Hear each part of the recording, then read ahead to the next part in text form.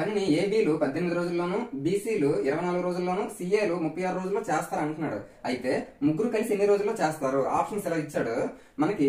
ఏబీలు 18, బీసీలు 24, సిఏ 36 కదా. ఈ విధంగా అడిగేటప్పుడు ఇక్కడ ఉన్న మూడింటికి కూడా మనం ఎల్సిఎం కట్టాలి. కసాక్ కడితే ఏబీలు మొత్తం 72 యూనిట్ల పని 18 రోజుల్లో చేస్తారు. మరి ఒక రోజులో ఎన్ని యూనిట్ల పని చేస్తారంటే 18 4 72 కాబట్టి ఒక రోజులో 4 యూనిట్ల పని చేస్తారు. 24 3 72 కాబట్టి బీసీలు ఒక రోజులో 3 యూనిట్ల పని చేస్తారు.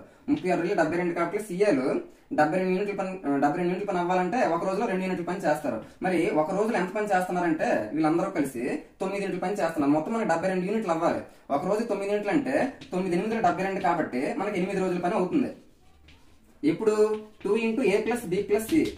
ఇందుకు ప్రతి దాంట్లో ఏలు 2 సార్లు, బీలు 2 సార్లు, సీలు 2 సార్లు ఉన్నాయి. 2 టీంలు 8 రోజుల్లో పని చేస్తున్నాయి. మనకు కావాల్సింది ఒకే ఒక టీం.